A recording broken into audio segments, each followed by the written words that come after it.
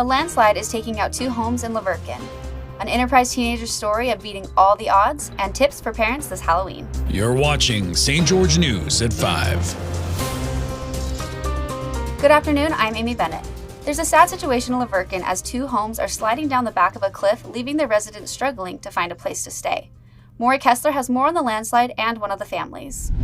A landslide in LaVerkin that previously resulted in 2 homes being vacated and demolished 2 years ago is on the verge of claiming 2 more homes. On Monday, Reese and Denise Polson were visited by engineers from a local geotechnical firm that had been observing the landslide that emerged behind their home over the last 3 weeks. The impacts of the slide and the apparent speed by which it was occurring led to the engineers telling the Polsons they needed to leave their home immediately or risk being inside when the landslide took it. St. George News spoke with Denise Polson at her home on Tuesday as neighbors helped pack up belongings. So this morning we woke up to a doorbell, and our neighbors and friends showed up to help us move. They were, unknown to us, they spent most of last night at our neighbor's house packing them up to move for the same catastrophe. Geotechnical engineers told us they could not guarantee that in the morning the house would be here. I'm also going through cancer treatment, active cancer treatment, so we've been under a little bit of stress before. And right now we're feeling very loved and very picked on. The landslide appears to be caused by water beneath the hillside that also played a part in the landslide that occurred in 2020 directly next door to the Polsons. The Polsons have since found a temporary place to live and have had a donation account set up online by neighbors to help cover the cost of finding a new home. Thanks, Maury. There are 2 town council seats opening up this upcoming year in Springdale. Here's Stephanie DeGraw with more on the candidates looking to fill those seats. Candidates for Springdale Town Council answered questions submitted by residents on Tuesday evening. 3 candidates are running for 2 positions that open in January. The vacancies will be for 4-year terms. The candidates include Kyla Topham, Pat Campbell, and Noel Benson. Voters will go to the polls on November 21st. Thanks, Stephanie.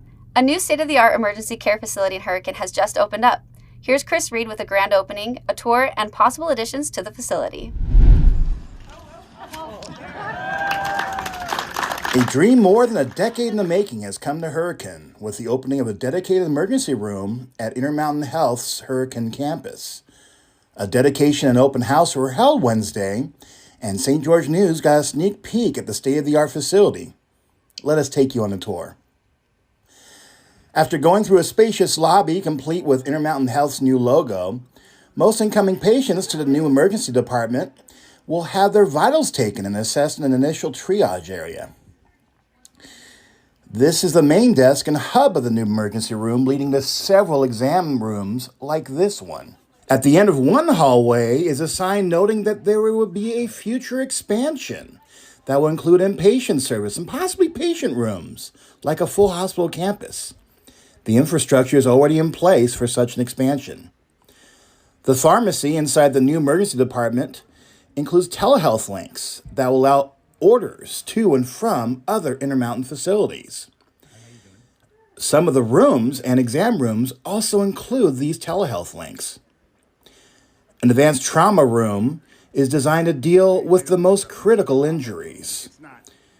Further inside, technicians can already be seen working inside the laboratory. There's also advanced MRI and X-ray imaging equipment, as well as a dedicated decontamination room. Thanks, Chris. The Enterprise community came together to celebrate the miracle story that is Corbin Kirkham and his 16th birthday. Here's Cody Blowers with more on the story. On Monday, the community gathered to form a procession of sorts to host a honk party for Corbin Kirkham, an Enterprise teen and a walking miracle who has outlived all of his doctor's predictions by reaching his 16th birthday.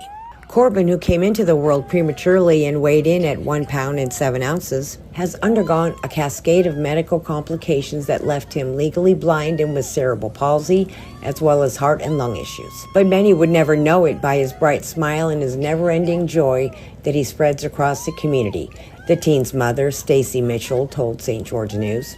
So much so, she said, that her son was given the key to the city by Enterprise Mayor Brandon Humphreys, who said the youth is a part of the community that came together to make it a special day.